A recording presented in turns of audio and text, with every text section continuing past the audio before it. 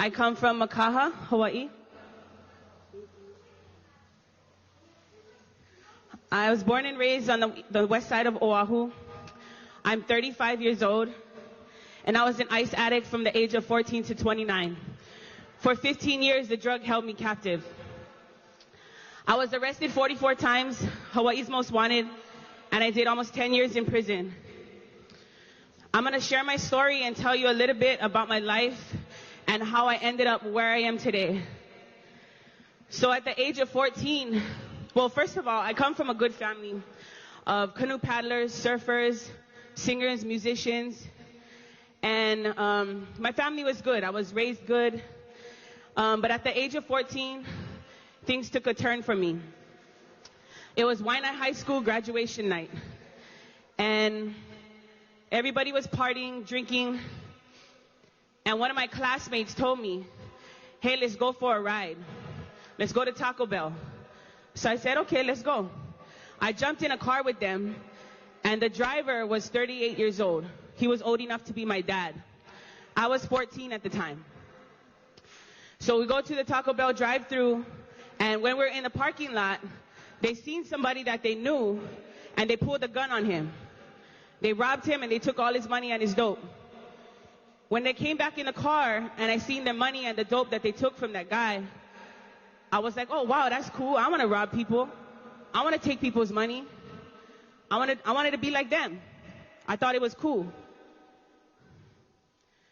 So when they started smoking later on that night, they were passing a pipe back and forth, smoking a glass pipe, blowing clouds. I was watching them, and I wanted to try. And I told them, let me try. Please, let me try. And at first, they were like, nah, you don't want to smoke this. I said, let me try, because I wanted to be like them. I wanted to do what they were doing, because I thought they were cool. I looked up to them. So they let me try, and at the age of 14, I smoked ice for the first time. So I got high that night, and the older guy, he drove us up the valley to this open property. On the property, there was an abandoned bus. On this bus, there were no chairs. There were only little futon mattresses, blankets, towels, pillows, and little step stools that they used to sit on. So this bus is like a little hangout area that they would use to kick it, get high. So we're all smoking, getting high, and my classmate says, I'm gonna go to the store and come back. Well, long story short, my classmate never came back. And that guy held me hostage on that bus for 12 days. He beat me, drugged me, raped me. He would feed me pills so that I would knock out and fall asleep. Every time I woke up, there were choke marks around my neck, bites and bruises all over my body, and I had a hard time to swallow. He would make me take the water hose and shower in front of him while he sat on the bottom step of that bus. And he would watch me shower, and he would play with himself in front of me. I would cry, and I would tell him, please, let me go. And he would say, no, you're not going nowhere. This went on for 12 days. And on the 12th day, I started to notice that he was falling asleep. He was nodding out. And I knew that it was now or never to make my move. I knew I had to escape. So when he fell asleep, I took off running, and I had nothing but a pareo on. I was naked, but I had a pareo on, and I took off running down the road barefoot, and that's how I got away. Now, at this point, I was no longer that carefree, happy, curious 14-year-old. I was broken. I was damaged.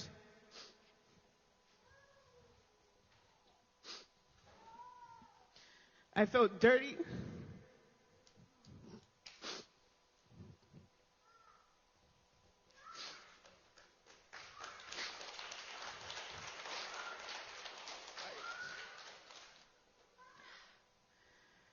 This is where my ice addiction began.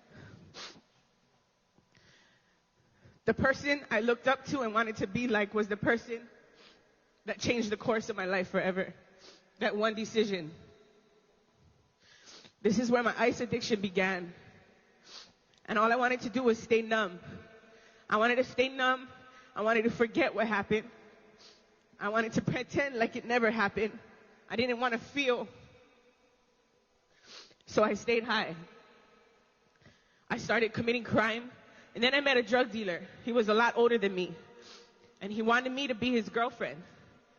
When I say older, I mean a lot older. His son was my classmate. When he got me to move in with him, he became abusive.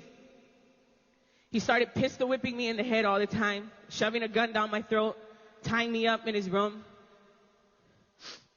He would beat me up a lot. And he never used to let me leave his room. Anytime he went to work, he used to lock me in his room with 2 deadbolts on the outside of his door. He would tell his 2 nephews to make sure that they fed me.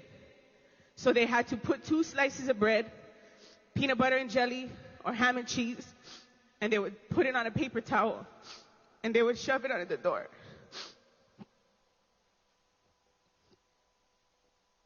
And I'd have to pull it under the door, and that's how I would eat. They wouldn't open the door because he was crazy. They were all afraid of him. He was known for being trigger happy, for shooting at people. So they would never disobey him. When I would beg them to open the door, they would say, sorry, we cannot. He's going to kill us. One time I managed to escape, and within the same hour, he found me, pulled up on the side of my friend's car, pulled out his gun, and he unloaded a clip into her transmission. He pulled her out the car, smashed her head into the ground, and he started kicking her in her stomach. And that's the last time I ever asked anybody to help me. Because I knew that any time I would ask for help, I was putting someone in danger.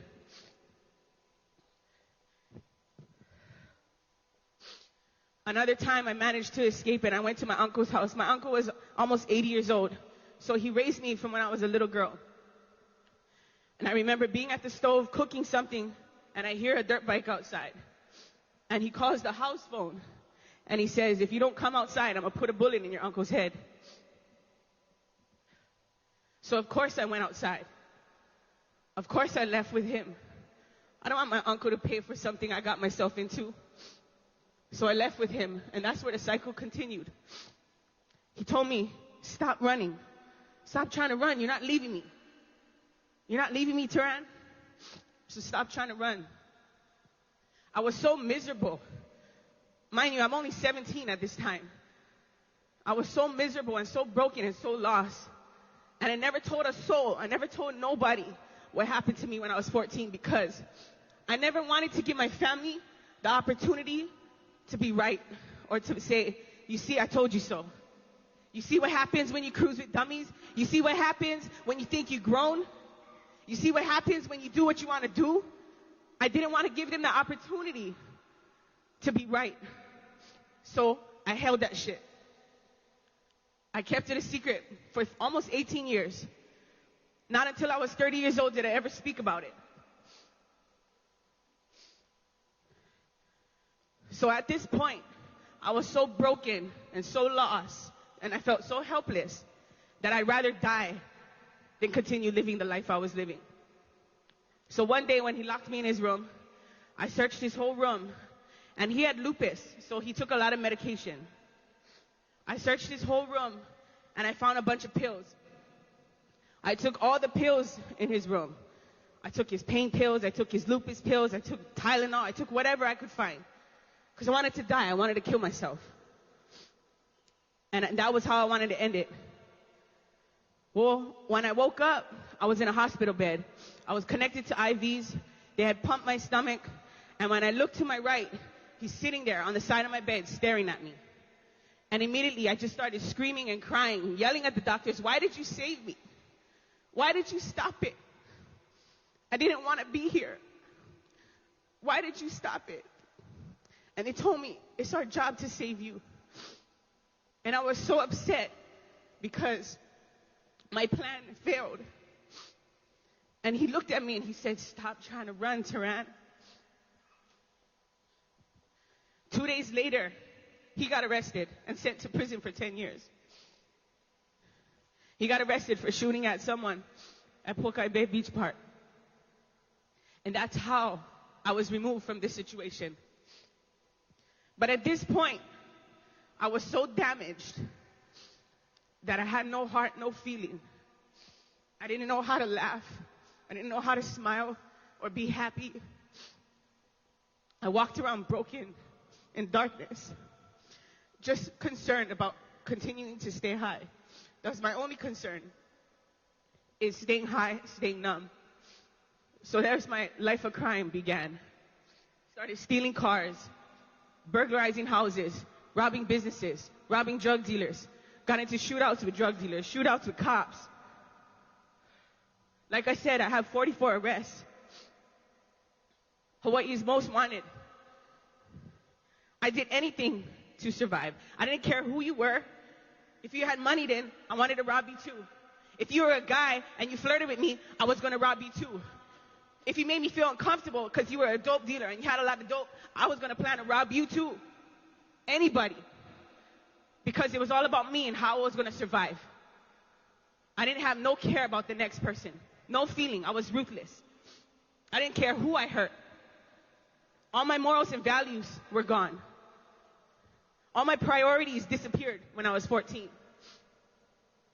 Everything that was once important to me was no longer important.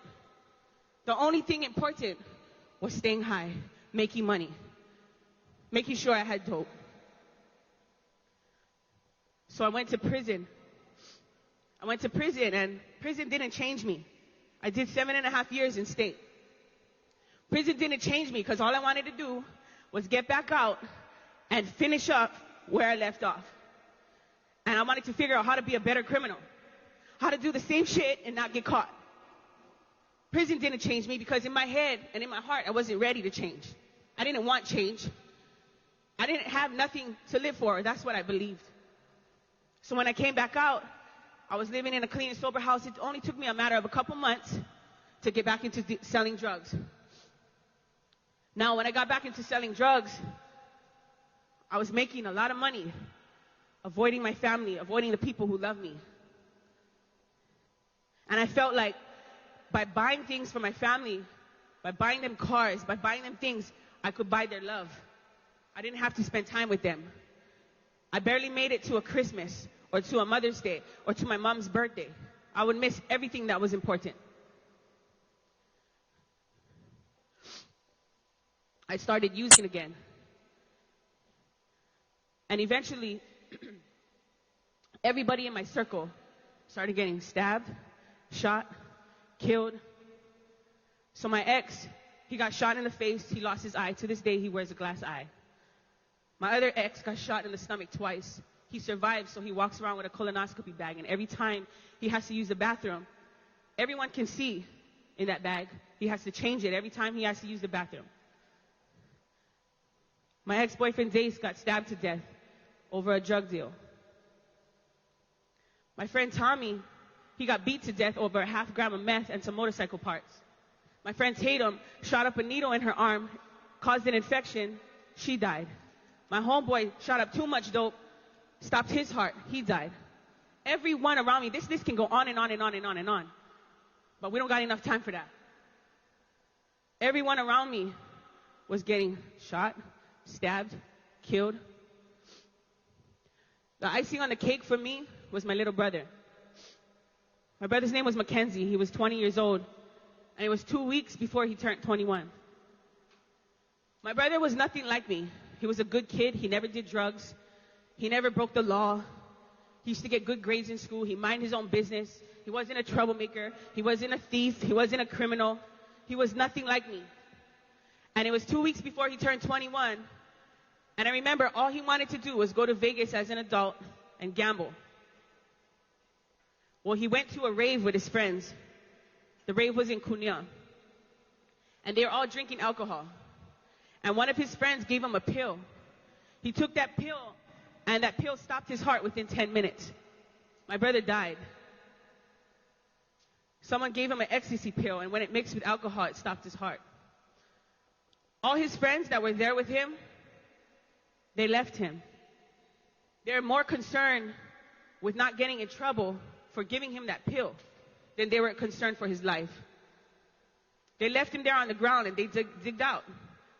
They left. They abandoned him, and my brother died alone. He didn't have no one there trying to help him. trying to get him medical attention. They're pussies, so they left. The medical team told us that if somebody would have tried to get him help, they probably could have saved him. But they were more concerned with themselves and saving themselves. So at the age of 20, my brother died. For 3 days after my brother died, my mom couldn't get a hold of me.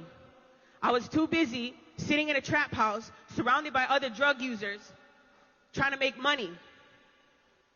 And that's the reason my mom couldn't find me when my family needed me most. While my whole family was watching my brother on life support, trying to say their last goodbyes to him, I was missing, sitting in a trap house, trying to make money. Because to me, that was important. Making money was important to me. Selling drugs, getting high, that was all that was important to me. Because no matter what, no matter how much you love your family, they'll always come second to drugs. No matter how much you love your kids, your parents, your wife, your husband, they'll always come second to drugs. So for 3 days, my family needed me, and I was nowhere to be found because I was too busy. I was too busy in a trap house, sitting in Kalihi, trying to sell dope. And that's why my mom didn't have me by her side. That's why I didn't get to tell my brother goodbye. When I finally got the news that my brother was dead, the news broke me because I blamed God. I said, why? Why him? Why not me? I'm the one who took my life for granted. I'm the one who lived recklessly. I'm the selfish one. I'm the fuck up. Why him? He was the good kid. Why not me? I'm the one who deserved to die. And I watched my family fall apart and break. I watched them mourn the loss of my brother. I watched the pain that it caused. And I realized that I was a part of this problem. I realized that every time I flooded the streets with dope, I was contributing to this problem. Because I was causing someone else to not go home to their kids. I was causing someone else to not see their wife or their husband. I was causing someone else to avoid their responsibilities. I was contributing to the epidemic. I was contributing to the problem. I was causing the same pain in someone else's life, and I just didn't know it. And I saw this firsthand, and it was like there was a smoke screen removed from my eyes. I realized the truth. How far I fell. My life was in shambles.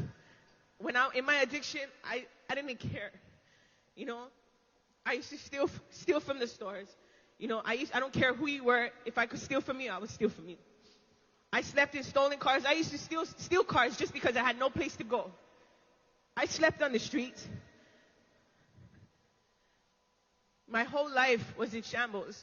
And when my brother died, I realized that all the people that I surrounded myself with that I thought were my friends, I was sharing my time with these people who could give two shits if I were to walk on the street, get hit by a bus and killed.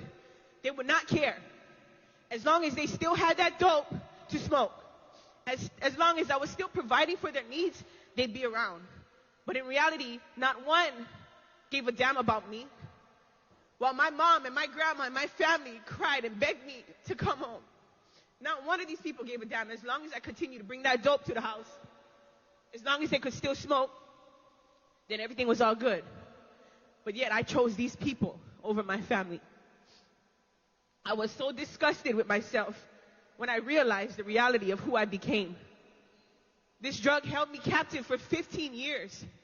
From the age of 14 to 29. That's 15 years I cannot get back. I lost those years. Serving 9 years and 9 months in prison. That's years I cannot get back. It was that one decision, me looking up to the wrong crowd, me wanting to be like these people, that caused me, that decision changed the course of the rest of my life. All it took was that one decision. And I realized I didn't want nothing more to do with drugs. I hated it already. It stole so much from me because drugs is meant to steal, kill, and destroy everything good in your life. It's meant to tear people apart. It's meant to ruin relationships. It's meant to destroy families. It's meant to steal your freedom, to steal your life. How many people in here know someone who's addicted? How many people see people on the side of the road that you once knew that is no longer the same? I have friends. I have one friend. He was so handsome. He was a sponsored surfer and boxer. He was gorgeous. All the girls used to be in love with him. Somebody gave him dope, and to this day, he's pushing a grocery cart full of rubbish, walking around. Sometimes he's naked, and he's talking to himself. You know, when I approach him or when I buy him a plate of food, he don't even recognize me. Yet we grew up together. And he'll never be the same because he lost his mind. I was only one step away from being that person. I realized I wanted nothing more to do with drugs. It stole enough from me. And I knew that if my brother's death wasn't enough to change me, then nothing ever would be. How much worse? How much more loss? How much more death? How much more pain? How much more loss would I have to have experienced in order to change? So I prayed and I said, God, please help me. Help me hate my addiction. Help me break free from this stronghold. This drug held me captive for 15 years. Please help me be free. And you know what? By the grace of God, I've been clean and sober for 6 years today.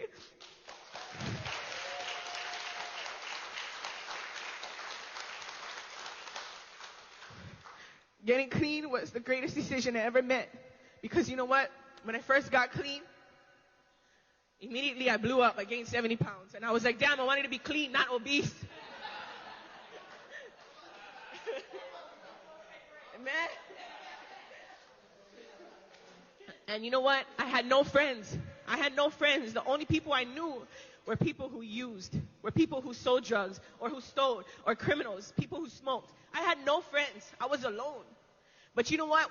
When I closed those doors, God opened new doors. God promised me that when I closed those doors, He would open new doors for me. And you know what? I'm so grateful because today I'm surrounded by good people. Today I know so much good people, people who don't use. You know, when I quit, I told everybody around me I quit. All the people I was selling dope to, I told them I don't sell no more. They thought I was joking. They were like, what? No way. And then all my closest friends started talking shit. Give her a couple weeks, she gonna fuck up. Guarantee she smoke again. She always gonna be on chronic. And I use that negativity as fire. I let it burn my fire. Keep my fire lit. Oh yeah, you wanna talk shit? Okay. In 5 years, when I see you again, you probably still gonna be using and I'm gonna continue being sober. And then maybe then you'll believe me when I said I was done. And you know what? After I started telling these people, stop coming to my house. Okay, I started telling them, stop coming over. I'm telling you, like, I'm over here trying to clean up and be sober, and people are still trying to come, knock on my window 2, 3 in the morning. T, you know, manote. And I was getting mad, like, bruh, I just told you guys 2 weeks ago I quit. It was like, oh, we taught you in relapse by now. So what I had to do, I had to remove myself. I was living on Gulick Street in Kalihi, right across Gulick Delhi, right there in the hood. And I knew that I had to remove myself from that place. So I moved to Mililani, away from what I knew. It was away from Waianae, it was away from Kalihi. And I stayed in Mililani, and I started my life all over again. And the first job I had, it was a job at the airport doing parking. Mind you, I went from making all this money as a drug dealer. Now I'm working a real job, 9 to 5, getting paid every 2 weeks, $9.75 an hour. So, you know, when my first paycheck came and I looked at it, I was like, this is it? What the fuck is this? And you know, those things, it frustrated me.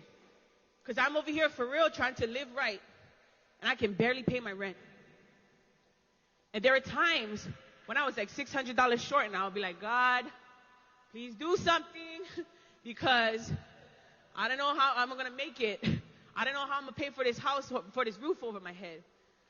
And then things would happen. I would go outside to leave my house, and I would find $500 in my shoes that I never used for months. And I was like, what the hell? Things like that would happen. Or my mom would call me, and she's like, guess what I was doing? I was spring cleaning my room today, and I found an envelope. And you remember a long time ago, like 2 years ago, you gave me an envelope. You told me to hold the envelope. I said, yeah. I said, what was in it? She said, $2,300. I said, I'm coming now. But you know what? That for me was reassurance. It was reassurance, and God telling me, Terann, you're on the right path. Just hold faith. Just keep the faith and hold on, because I'm going to provide for you. I might not have had money to buy me a Gucci purse or a Mercedes, but I had a roof over my head. I had my needs met. And there's a difference, because we as addicts, sometimes we don't identify our needs from our wants. We cannot tell the difference. We think we need that Gucci purse for live. You know what I mean? We think we need this foreign car, but that's not our needs. God provided for me. And so I went from working as doing parking to working at with the homeless. I worked at IHS with the homeless people. And after about 5 months, I got fired because I was holding mitts for them and training them on the job. But what they didn't know was I was actually helping 3 of the guys over there stay sober, because it was a positive activity. But they saw that I was training and boxing on the job. So they're like, no, girl, you got to go. But it's so funny, because when that happened, that same day I got a call from a friend that said, hey, if you know anybody who's looking for a job, let me know. And I got hired that same day as a caregiver. And so it's amazing, because that door closed and one immediately opened. I didn't even go 1 day without a job. So I started working. I started working with the elderly as a caregiver. And I loved that job, because it made me feel fulfilled. It made me feel like I was giving back something. You know, from all the years that I took from the community. I remember stealing stuff and looking through all the stuff I stole, and then sometimes I would see stuff like, this belonged to someone who passed away. You know, or I just knew that or I would steal a car, and then there would be a wheelchair and a bunch of car seats in the car, and I just knew. I just took a family's only vehicle. And so for me, this job, it was fulfilling, because in my own head, it was like my way of giving back somehow. And so then, somehow, I got asked to speak at a tutu group with a bunch of grandparents. So this group was grandparents of kids who didn't have their parents because their parents was either on drugs in the streets or in prison. And I thought to myself, what can I share with these elderly people that could make a difference or even matter? But you know what? I shared my life, and I shared what worked and what helped. And then I got asked to speak at another event with foster kids, and then another event for abuse with women. And then eventually I spoke at intermediates and high schools, and I realized that I had a story to tell, that I had a message. So God allowed me to use my mess and turn it to a message. He allowed me to use all my mistakes to bring hope and light to others. Because for real, I would never, ever, ever think that I would be standing in front of a group of people sharing anything. Like, who wants to listen to me? I've done 10 years in prison, been an addict for 15 years. I've stole. I've did all terrible things in my life. So why would anybody have to listen to me?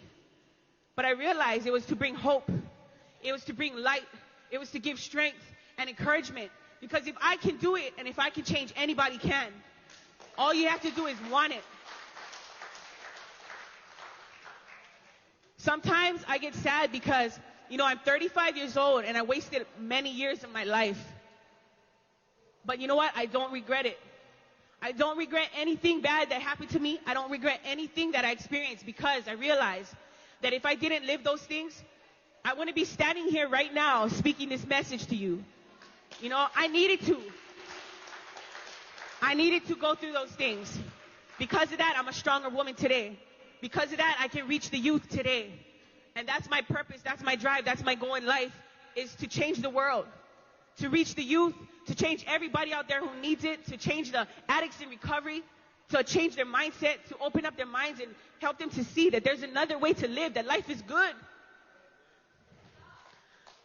So I'm just so grateful that you guys had me here today.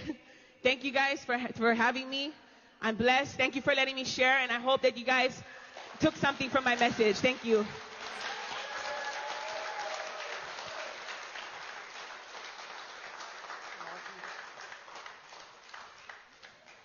Right on. Oh, man.